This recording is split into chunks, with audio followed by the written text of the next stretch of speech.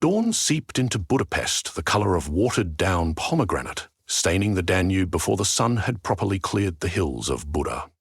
Commuters clustered like migrating birds on the tram platforms, while runners traced the embankment's curves with earbuds wedged in place.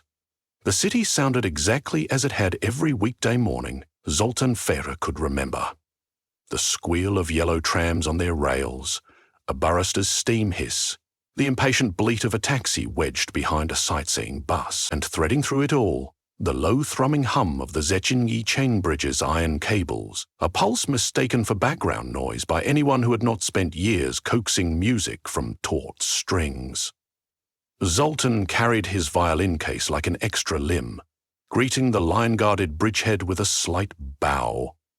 He always tuned up here because the cables vibrated back, offering a duet no paid accompanist could match. According to his grandmother, these redundant steel chains were more than structural, they were time strings, giant harp wires crisscrossing centuries rather than octaves.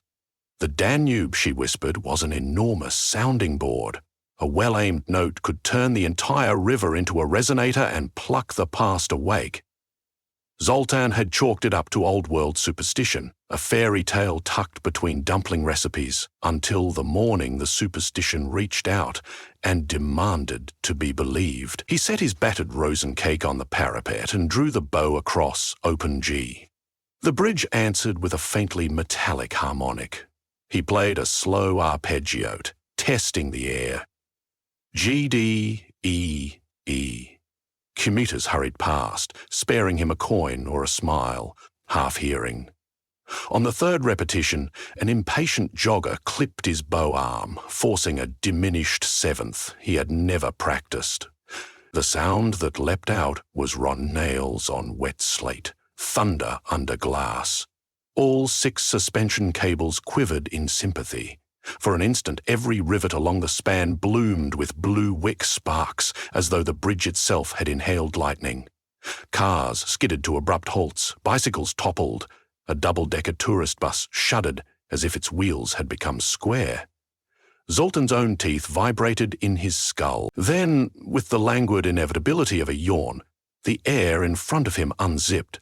It looked like a tear in old wallpaper, ragged at the edges, the view inside shimmering a different palette. Not the 21st century grey of smog crouched over Parliament, but a medieval tapestry of banners and dust. Hooves pounded surfaces that were not yet asphalt. Before the bystanders could gather a single unified scream, 6 armoured riders burst through the rip, thrust into a Budapest morning that smelled of diesel and fresh espresso.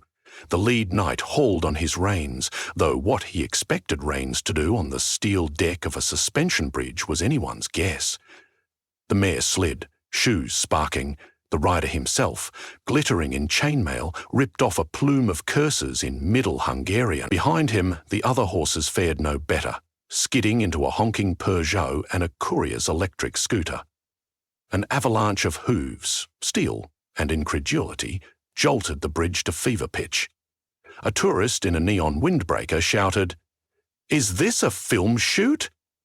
Her partner raised a phone for live streaming. Budapest traffic, conditioned to survive diplomatic convoys and cycling marathons, attempted a chorus of horns, as if decibels alone could push medieval cavalry back through whatever cosplay wardrobe they'd come from.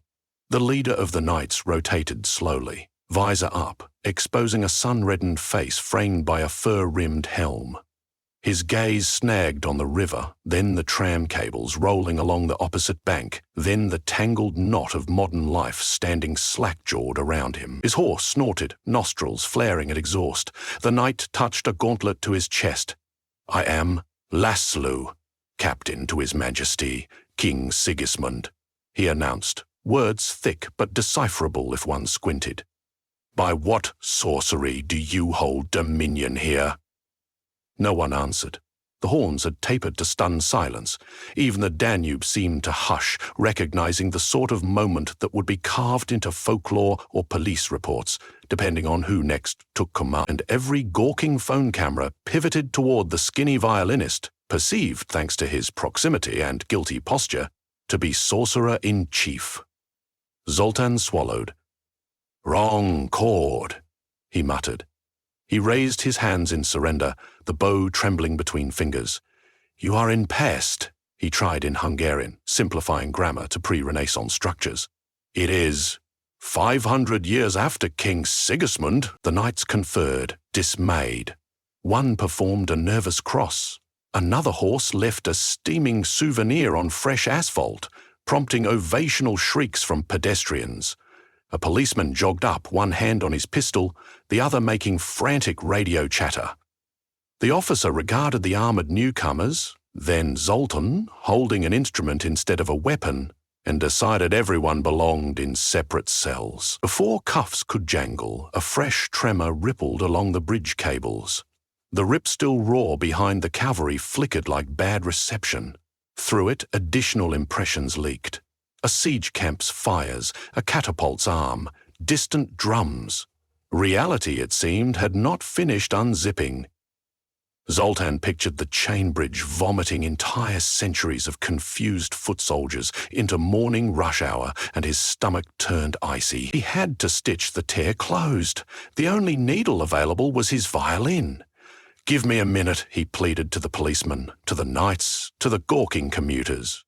Then he dropped to one knee beside an iron guardrail where vibrations thrummed strongest. He knew, in the unreasoned way a body knows how to lean into wind, that the bridge wanted the melody completed correctly, resolve the dissonant chord, re-thread the time strings to quiet. But what chord had triggered such damage? He'd scraped it by accident, a cocktail of panic and stray elbow. Replicating it intentionally would be like reproducing a sneeze. Someone nudged him. A young woman with a cello strapped to her back, member of the conservatory he occasionally busked beside, had recognized crisis where others saw attraction. I'm Lily, she whispered. You need harmony? More than harmony, we need the opposite of whatever I just did, but shaped to the bridge's overtone. He brushed his fingertips along the guardrail, listening. The cables hummed in E-flat D, then something older than Western tuning, a ghost pitch lingering around B natural. Lily unlatched her case. Counter-melody, she said, rosin already out.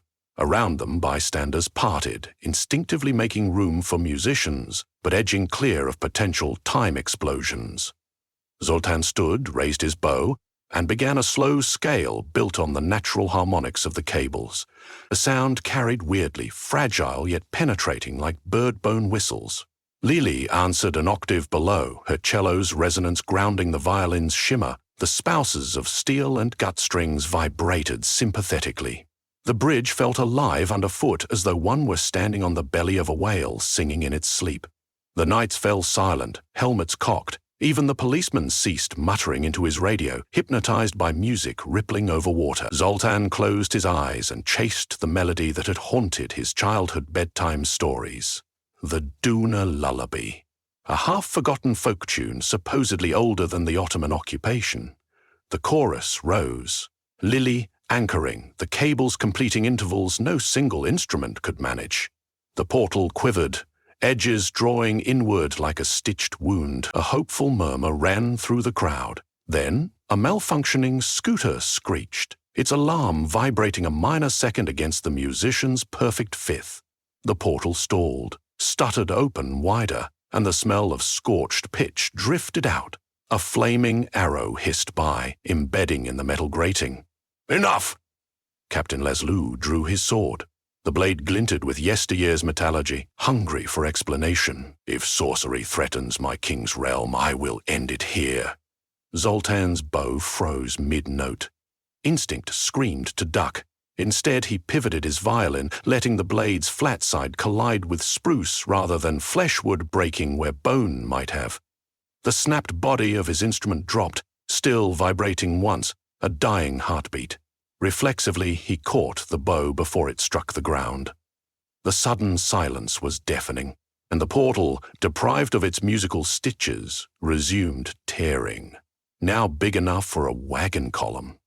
Horse archers appeared beyond, silhouettes against a pale sun not belonging to Budapest. Whatever battle raged back there, it sought to spill forward. Car alarms started again, an orchestra of panic. Zoltan felt blood drain from his face, his violin, his livelihood lay smashed. Without it, he doubted he could aim the sonic needle required, unless... He examined the bow in his hand. Pernambuco wood, silver winding, a ribbon of horsehair. If the bridge cables were time strings, perhaps they did not need a resonating chamber. Perhaps they only required a bow. He tested a cable near the sidewalk thick as a wrestler's thigh. It sang when tapped by knuckle. All right. He took a breath, drew the bow sideways across the metal. A note bloomed. Low, mournful thunder rolled into lyric. Pedestrians gasped as the bridge itself became a colossal cello. Lily caught the idea immediately. She planted her bow to the adjacent cable, creating a fifth higher. Concrete under their shoes buzzed. Iron lions at the abutments seemed ready to roar harmony. Captain Laszlo stared, sword lowering. "I have seen organs in our cathedral," he murmured, awed, "but never a fortress that makes music." Zoltan could not translate mid-bow. He simply played. The melody was simpler now. The lullaby slowed to heartbeat tempo. Subdominant, dominant, tonic. Over and over, a reassurance spelled in vibrations thick as river fog. One by one, the portal's serrated edges folded. Flames retreated. The archers, still astride phantom horses, blurred into watercolor, then vanished. Only the 6 knights remained, stuck precisely as out of time as a misplaced bookmark.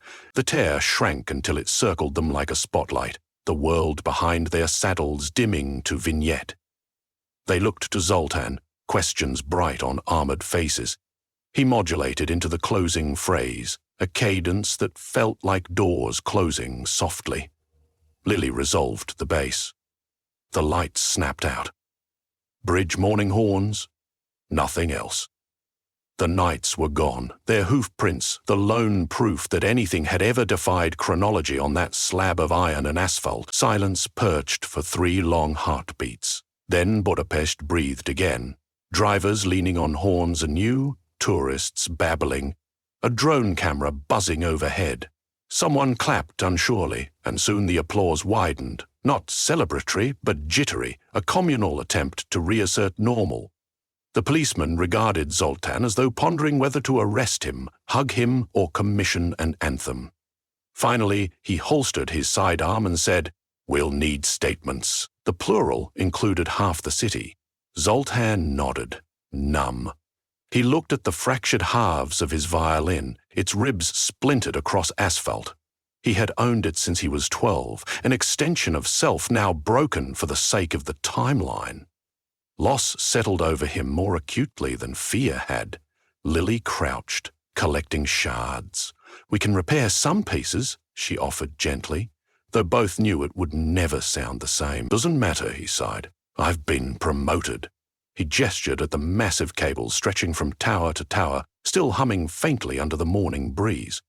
"Turns out I play the bridge now." She smiled, a weary, incredulous curve. "Maybe start with a simpler stage," she teased. "The Liberty Bridge is only half as long." He laughed for the first time since dawn. Ambulances wailed in the distance, summoned by false reports of terrorist incidents or spontaneous combustion. Authorities corralled witnesses into unofficial queues, scribbling names. Reporters scaled the parapet, microphones thrust like spears, searching for the hero angle. Zoltan and Lily found themselves shepherded toward a police van for informal interviews. Hours later, after forms were filled, coffee dispensed, and no fewer than 3 officials asked if Netflix already owned the rights to the event, Zoltan finally stood alone beside the Danube again. Evening painted Parliament gold. Tourist boats cut languid waves. The bridge cables no longer buzzed ominously. Just a contented resonance, like a cat purring after long distress. He picked up Lily's spare violin. She'd insisted he keep it until he could replace his own, and stepped into the gentle crowd flow on the Pest Promenade. The new instrument felt foreign, strings stubborn, varnish smelling of orange oil rather than memory. Nevertheless, he tucked it under his chin. He played the Duna lullaby once more. soft as twilight. No portal gaped, no sparks flickered. The cables hummed approvingly but politely stayed within their century. People walking dogs drifted closer. A child tossed coins into his open case. Life, resilient as ever, knitted itself back into ordinary. A sudden glitter caught his eye between pedestrians. A silver badge engraved with a crossed sword and crown, Captain Laszlo's emblem. Unmistakable, it rested beside a 5 foreign coin as though purposefully placed. Zoltan lifted it, turning metal in lamplight. Not warm exactly, but not cold either. Timeless. He slipped the emblem into his pocket. Some connections, he suspected, were meant to weather centuries. Night slid over Budapest. The lights of the Ziciny chain bridge came on, each bulb a pearl across dark water. They mirrored street lamps, cafe windows, airplane beacons, humans always stringing little artificial stars wherever darkness pooled. High above, true constellations blinked their approval back in ancient code. Zoltan kept playing, careful, curious, already orchestrating what song he might someday dare to share with the bridge again. Time strings remained taut, waiting, but he had learned their secret. Melody could open wounds or sew them shut, and sometimes a city needed its stories closed tight so tomorrow could dawn untroubled.